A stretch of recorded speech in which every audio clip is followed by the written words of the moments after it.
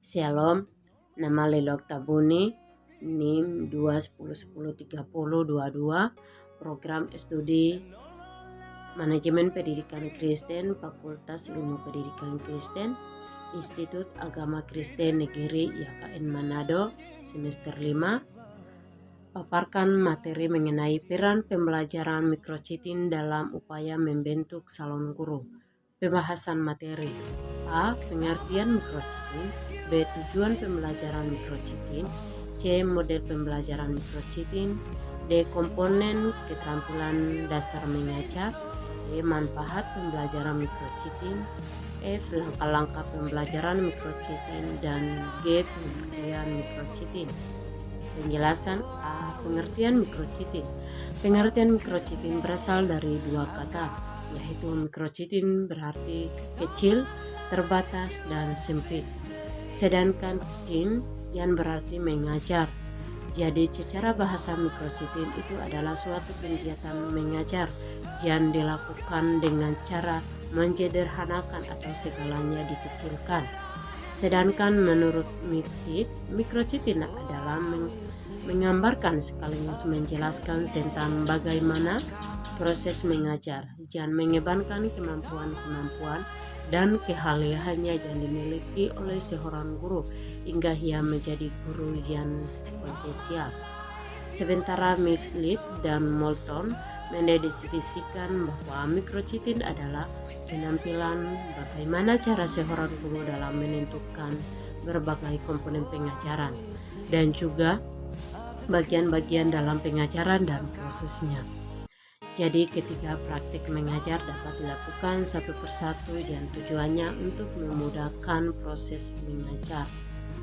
Adapun yang dikecilkan dalam pembelajaran mikrochitin yaitu 1. Jumlah murid 5-6 orang. 2. Waktu mengajar antara 5-10 menit. 3. Bahan pembelajaran yang hanya mencakup 1 atau 2 unit kecil yang sederhana. 4. Keterampilan mengajar difokuskan pada beberapa keterampilan khusus saja. 5. Unsur mikro merupakan sifat yang paling utama dan suatu usaha untuk menyederhanakan secara sistematis seluruh proses mengajar yang kompleks tersebut. Usahanya didasarkan oleh asumsi bahwa sebelum seperti belajar dan melaksanakan kegiatan mengajar, terlebih dahulu harus menguasai komponen-komponen keseluruhannya. Maka dengan memperkecil, murid mempersiapkan waktu, mempersempit sasaran, membatasi keterampilan dalam antrian keterampilan tidak semuanya ditampilkan. Maka sepenuhnya perhatian akan tertuju pada pembinaan dan penyempurnaan keterampilan khusus yang sedang dipelajari.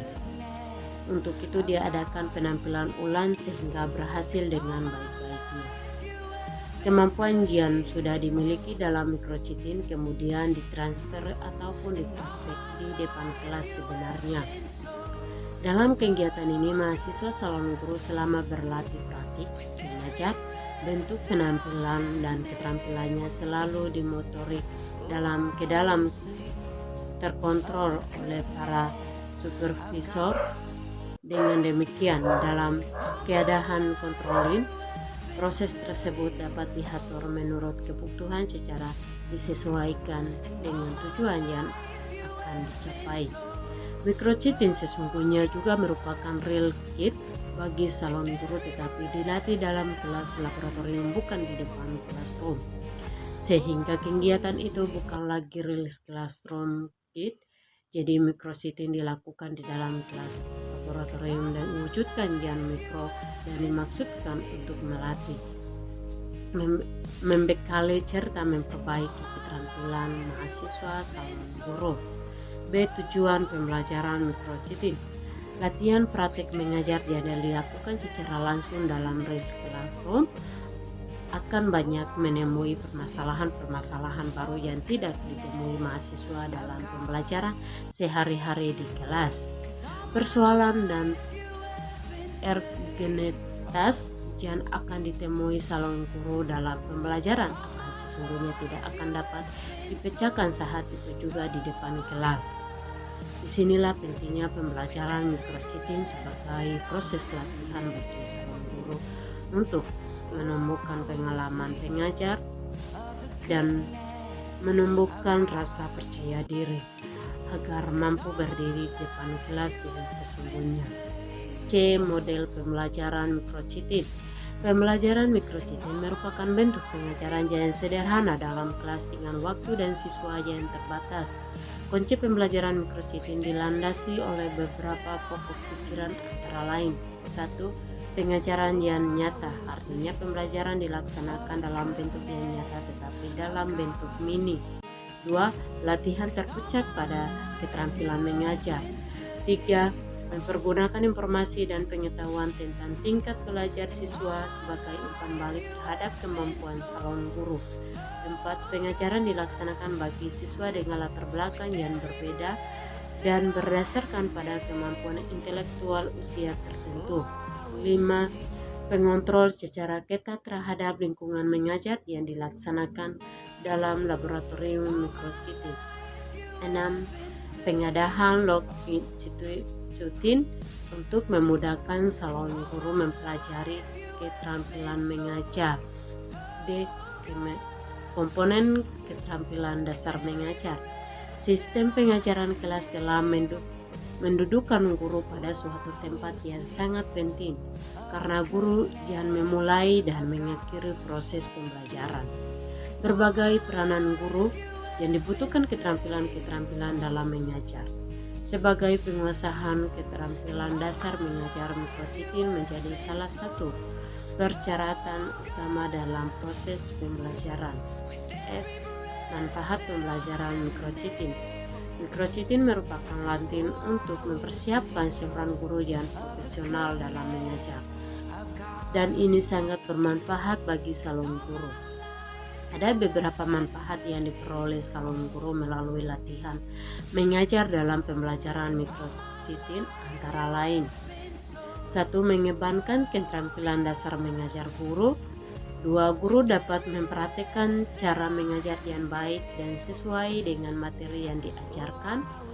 3. Meningkatkan keterampilan mengajar siswa dengan mengadakan perbaikan atau menyempurnakan bagi mahasiswa yang belum lulus. 4. Latihan ulangan bagi calon guru yang belum lulus bertujuan untuk meningkatkan penguasaannya mengenai keterampilan dasar mengajar. 5.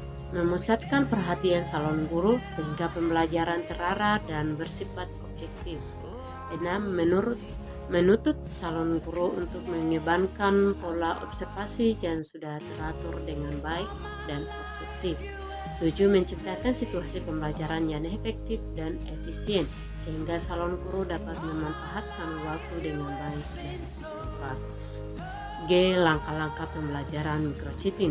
Ada 5 langkah yang harus ditempuh dalam pembelajaran microchitin agar berjalan sesuai dengan konsepnya, yaitu 1. Pengenalan, pemahaman konsep pembelajaran microchitin. 2. Pengajian model dan diskusi. 3.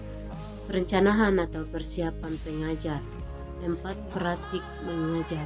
5. Diskusi atau umpan balik. A. Pengertian guru. Kata guru berasal dari bahasa Indonesia, yaitu orang yang melakukan kegiatan dalam bidang pendidikan mengajar. Dalam bahasa Inggris dijumpai kata der yang berarti guru pribadi atau guru yang mengajar di rumah mengajar. Sedangkan dalam bahasa Arab dijumpai kata ust, murt, muldid. Semua kata tersebut terhimpun dalam kata pendidik karena mengacu kepada seseorang yang memberikan pengetahuan keterampilan.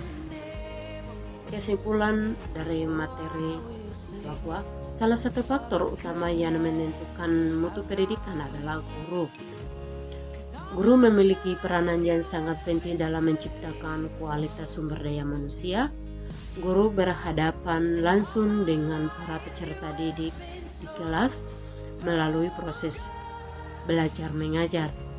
Di tangan gurulah akan dihasilkan peserta didik yang berkualitas baik secara akademis, skill, kematangan emosional, ataupun moral serta spiritual.